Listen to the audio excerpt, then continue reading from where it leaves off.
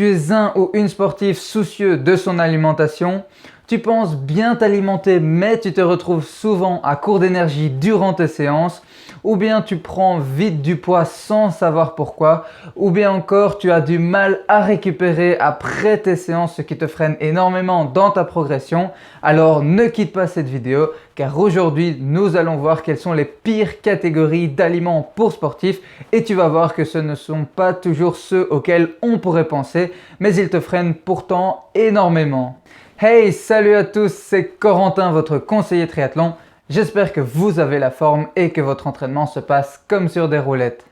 Juste avant de rentrer dans le vif du sujet de cette vidéo, si tu désires recevoir plein de conseils supplémentaires sur le triathlon et tous les sujets qui tournent autour comme la nutrition et le mental mais que je ne partage pas forcément dans mes vidéos, alors tu peux t'inscrire à la newsletter des incroyables triathlètes. Ainsi, tu recevras chaque matin un email super motivant et plein d'astuces sur le triathlon directement dans ta boîte mail. Pour cela, il n'y a rien de plus simple, il suffit d'aller dans la description en dessous de cette vidéo, de cliquer sur le lien en face de newsletter, d'inscrire ton email et le tour est joué.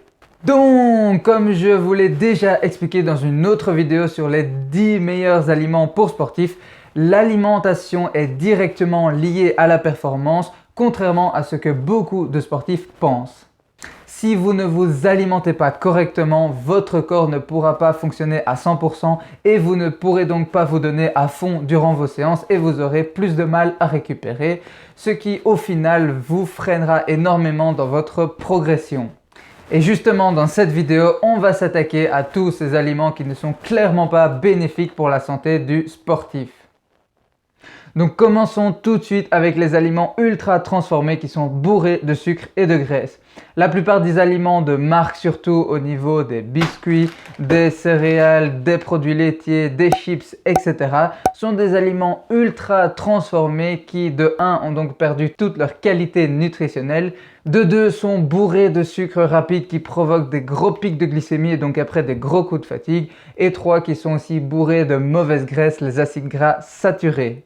Et contrairement à ce que le marketing vous fait croire, ces aliments ne vous apportent absolument aucun élément sain pour votre santé. Deuxième catégorie est fortement liée à la première, les aliments contenant beaucoup d'édulcorants, de conservateurs, d'épaississants, etc. Alors quand vous regardez la composition des aliments et que déjà c'est écrit en tout petit et qu'il y a plein de lignes, ça pue. Et puis en plus, quand vous voyez épaississant, conservateur, édulcorant, E200 quelque chose, E100 quelque chose, etc. Ce sont de nouveau des aliments ultra transformés qui n'ont plus aucun intérêt nutritionnel. Et de plus, tous les composés chimiques qui sont dedans peuvent à répétition et sur le long terme nuire à votre organisme et du coup à votre performance. Troisième catégorie, les aliments riches en acides gras saturés. Toutes les graisses ne se valent pas. Il y a des bonnes graisses qui sont les acides gras monoinsaturés et polyinsaturés et des mauvaises graisses qui sont les acides gras saturés. Et ces acides gras saturés, on les retrouve principalement dans les viandes grasses mais aussi la charcuterie, les fromages, surtout les fromages durs, le beurre, la crème, l'huile de coco et l'huile de palme. Ces acides gras saturés ont deux inconvénients majeurs pour les sportifs qui sont que de 1, l'organisme a du mal à les brûler, du coup ils s'accumulent et nous font prendre du poids, ce qui n'est pas super pour la performance. Et deuxièmement, ils favorisent la production d'autres graisses. Donc même s'ils se trouvent dans des aliments super bons à manger au goût, à éviter. Ensuite, les produits faits à base de farine raffinée comme le pain blanc et les pâtes normales. Ces produits ne sont pas vraiment dangereux pour votre santé, mais parce qu'ils sont composés de farine raffinée, donc toute blanche, ils n'ont plus aucun intérêt nutritionnel. Donc c'est-à-dire qu'ils n'ont plus de vitamines, ils n'ont plus de minéraux, ils n'ont plus de fibres, etc. Et en plus, ils ont souvent des index glycémiques beaucoup plus élevés que les céréales complètes, que les aliments composés de céréales complètes, ce qui fait qu'ils provoquent des gros pics d'énergie, mais ensuite des gros coups de mou. Cinquième catégorie à éviter, les soi-disant produits minceurs. On est tous déjà passés par ce rayon au supermarché, des produits minceurs qui coûtent 2 fois plus cher que les produits normaux parce qu'ils sont soi-disant meilleurs pour la santé, comme les barres protéinées, les bonbons minceurs et les biscuits minceurs. Mais la vérité, c'est que dans 9 cas sur 10, ce sont juste des gros coups de marketing car ces produits n'ont strictement rien de différent par rapport aux classiques. Ils sont juste parfois un petit peu moins riches en graisse mais autant riches en sucre si pas encore plus. Donc ils sont autant caloriques que les produits classiques et ce sont aussi des produits ultra transformés donc sans intérêt nutritionnel. Si vous voulez maigrir, juste diminuez légèrement les portions que vous prenez au repas tout en continuant à faire du sport et vous verrez que ça viendra vraiment tout seul. Sixième catégorie, les aliments trop riches en sel. Alors là, typiquement, on a tout ce qui est les plats préparés, la charcuterie, les fromages, les chips, etc.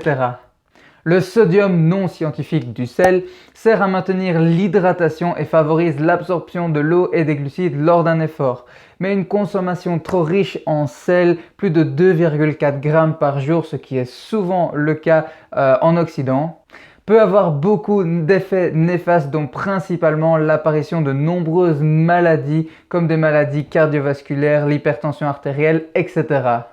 Septièmement, les aliments trop acidifiants. Alors ici, attention, certains aliments ont des propriétés acidifiantes mais ne sont pas forcément acides au goût et inversement, certains aliments ont des propriétés qu'on dit alcalinisantes, donc c'est le contraire de acidifiantes, mais ils sont parfois acides au goût. C'est le cas du citron par exemple qui, je pense que vous le savez, est fort acide au goût mais est pourtant alcalinisant.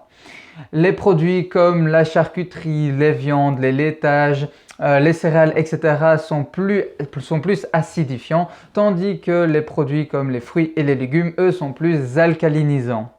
Et avoir une alimentation trop acidifiante rend le squelette beaucoup plus fragile, ce qui vous rend plus sensible aux fractures. Et on pense même qu'elle pourrait favoriser la fonte de la masse musculaire.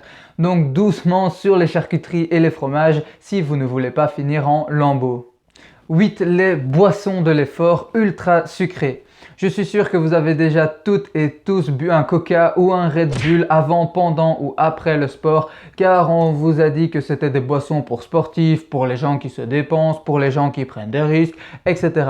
Et pourtant, ces boissons sont tellement sucrées qu'au final, elles sont bien plus mauvaises pour la performance que bénéfiques à cause de tous les troubles digestifs qu'elles occasionnent. À la place, optez pour de vraies boissons pour sportifs qui contiennent des minéraux et des vitamines et qui contiennent maximum 80 grammes de glucides par litre, si possible un mélange de glucose, fructose et de maltodextrine. 9e catégorie, les jus de fruits industriels.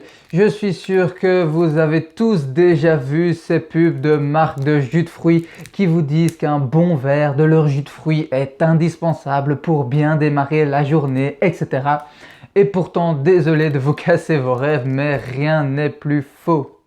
Ces jus de fruits ne sont en général que de l'eau auquel on a rajouté du sucre, des arômes, des colorants, ainsi que quelques vitamines pour faire genre jus de fruits.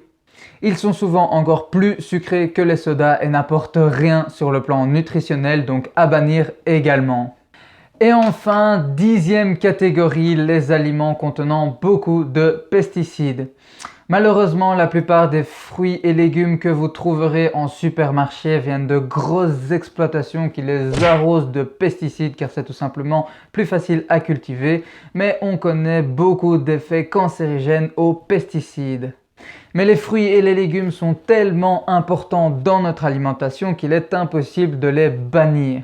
Donc voici quelques astuces pour quand même pouvoir consommer des fruits et légumes tout en réduisant la quantité de pesticides que vous avalez.